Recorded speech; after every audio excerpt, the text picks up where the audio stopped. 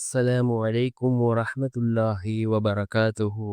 அன்பார்ந்த இஸ்லாமிய சகோதரர்களே, அல்லாஹ்வின் நல்லடியார்களே, நாம் தொடர்ச்சியாக பார்த்து வரக்கூடிய துஆக்களினுடைய தொடரில் இன்று நாம் பார்க்க இருக்கின்ற விடயம் என்னவென்றால், இன்றைய தினம் ரமதானினுடைய மாதம் பிறை 25 லைலத்துல் கதிருடைய தினம்.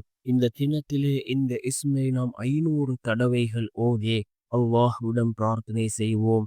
அல்லாஹ் ஜல்ல சுப்ஹானஹு வ தஆலா நம்முடைய வாழ்க்கையில் செல்வ செழிப்பை அல்லாஹ் உண்டாக்குகின்றான். பணத்தினுடைய தேவைகளை அல்லாஹ் பூர்த்தி செய்து தருகின்றான். பண கஷ்டம் ஏற்படாது.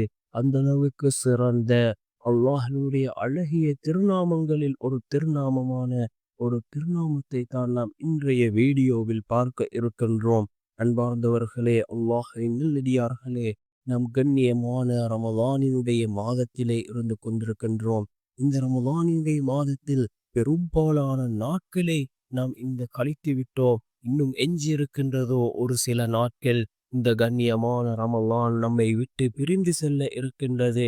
இந்த ரமலானினுடைய மாதத்தை அடைந்தும் யார் அல்லாஹ்விடம் பாவ மன்னிப்பு தேடவில்லையோ, இஸ்திக்ஃபார் செய்யவில்லையோ, தௌபா செய்யவில்லையோ, அவரை விட மிக பெரும் நஷ்டவாளி வேறு யாரும் இருக்க மாட்டார்கள்.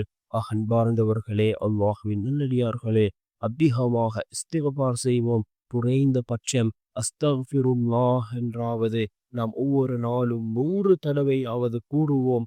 அல்லாஹ் ஜல்ல சுப்ஹானஹு வ தஆலா இஸ்திக்ஃபார் செய்வதன் மூலமாக நாம் நினைக்காத புறத்திலிருந்து அல்லாஹ்வினுடைய ரிஸ்கை கொண்டு வந்து சேர்ப்பான்.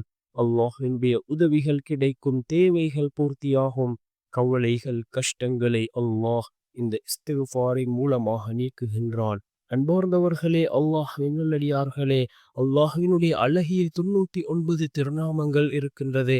அதில் மிக முக்கியமான ஒரு திருநாமம் யா ரஹீம். யா ரஹீம் என்ற இந்த திருநாமத்தை 500 தடவைகள் ஓதுவோம்.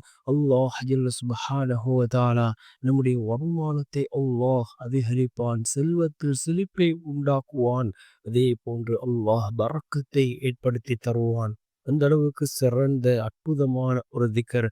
அல்லாஹ்வினுடைய இஸ்ம்களை கொண்டு நாம் அல்லாஹ்விடம் உதவி தேடினால் நிச்சயமாக அல்லாஹ் நமக்கு உதவி செய்வான்.